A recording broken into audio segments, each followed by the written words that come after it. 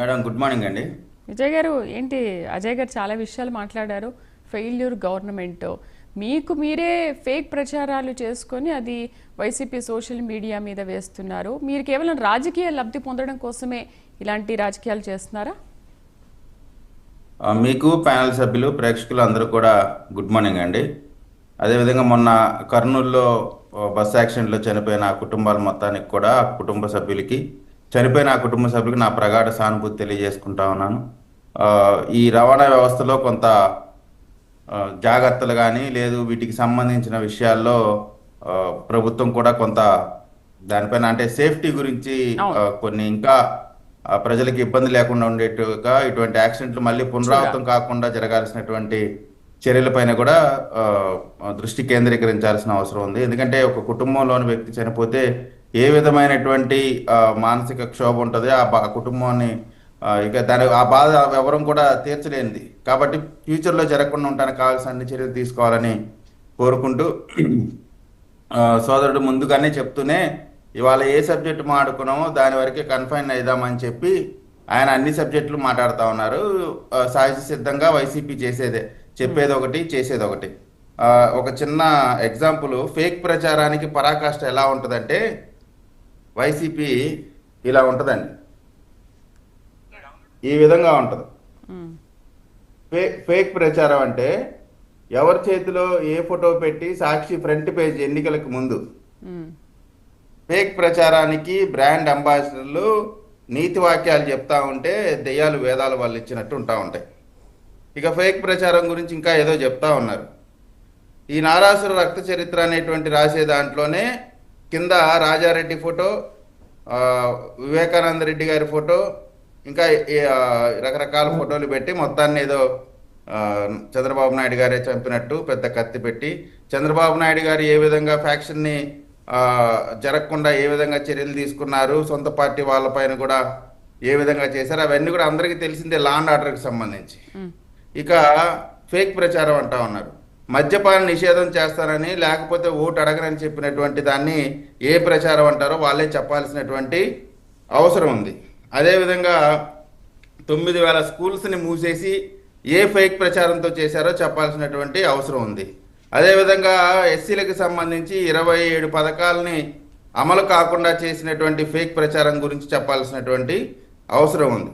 అంటే అనేకమైనటువంటి అంశాల్లో ఇక్కడ మీరు పెట్టినట్టు లోకేష్ గారు చెప్పినటువంటి అంశం ఏంటంటే సోషల్ మీడియాకి సంబంధించి తప్పుడు న్యూస్ని ఎప్పుడెప్పుడో జరిగినాయి ఇప్పుడే జరుగుతున్నట్టు, లేదా ఒక కులానికి మధ్య తగువులు పెట్టేలాగా, లేదు ఒక మతానికి మధ్య తగువులు పెట్టేలాగా, లేదు సోషల్ మీడియా వేదికగా చేసుకొని ఫేక్ హ్యాండిల్స్ పెట్టుకొని వ్యక్తిత్వ హననాలు చేసేలాగా ఎవరిపైన. ఇప్పుడు ఇది ఒక యూనివర్సల్ ప్రాబ్లం లాంటిది.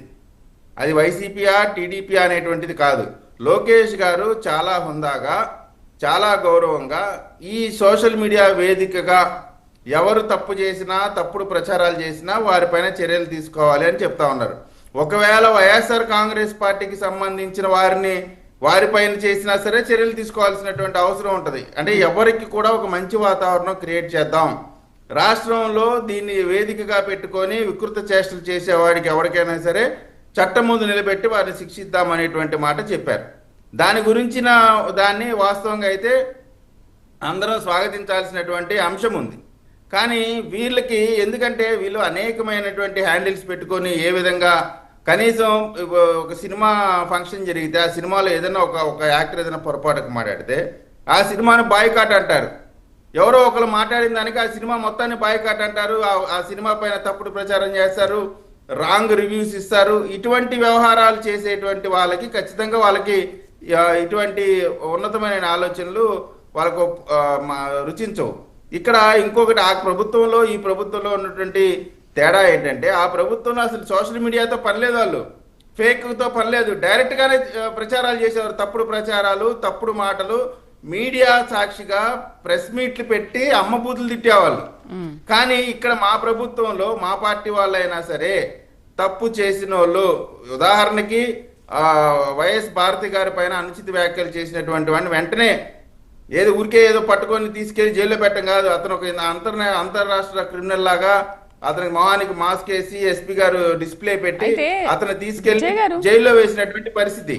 అవును విజయ్ గారు. ఎవరైనా సరే వ్యక్తిత్వ హననాలు చేయటం లేదు, తప్పుడు ప్రచారాలు చేయటం ఎక్కడో ప్రపంచంలో ఎక్కడో ఏదో జరిగింది, అదేదో ఇక్కడే జరిగినట్టు తప్పుడు ప్రచారాలు చేయటం.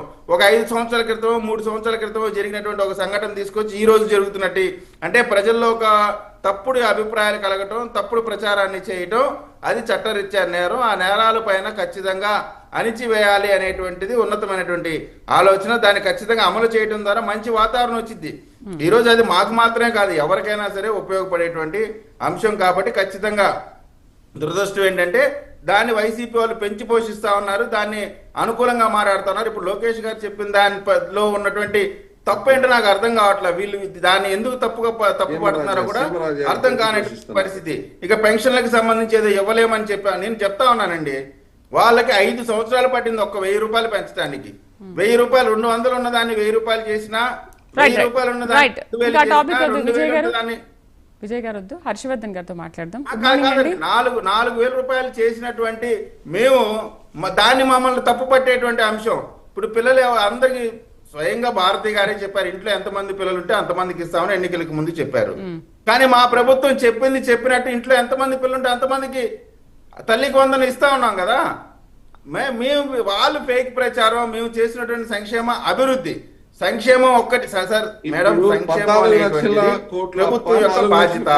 ఆ బాధ్యత తీరుస్తా ఉన్నాం. సంక్షేమంతో పాటు అభివృద్ధి, సంపద సృష్టి, వీటిపైన దృష్టి పెడతా ఉన్నాం.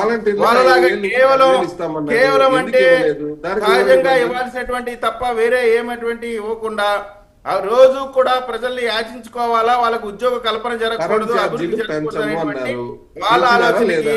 సరే విజయ్ గారు, మన టాపిక్ అది కాదు, మనం ఎక్కడికో వెళ్ళిపోతున్నాము. ఫస్ట్ అజయ్ గారు అదే మాట్లాడారు, మీరు కూడా అదే మాట్లాడారు. అభివృద్ధి చేసి అందరికీ మంచి జరగాలనేటువంటిది మా ఆలోచన. ఓకే, ఇప్పుడు ఒకరినొకరు మీరు ఫేక్ అంటే మీరు ఫేక్ అని ఇద్దరు అదే మాట్లాడుకుంటున్నారు. మీరేం చేశారనేది ఫేక్ అని అంటున్నారు, వాళ్ళు ఏం చేశారనేది ఫేక్ అంటున్నారు. రైట్, వద్దు హర్షవర్ధన్ గారితో మాట్లాడదాము. అనలిస్ట్ హర్షవర్ధన్ గారు, గుడ్ మార్నింగ్ అండి. ఏంటి సోషల్ మీడియా విష ప్రచారం పెరగడం వెనక రాజకీయ పార్టీల ప్రమేయం ఉంది అని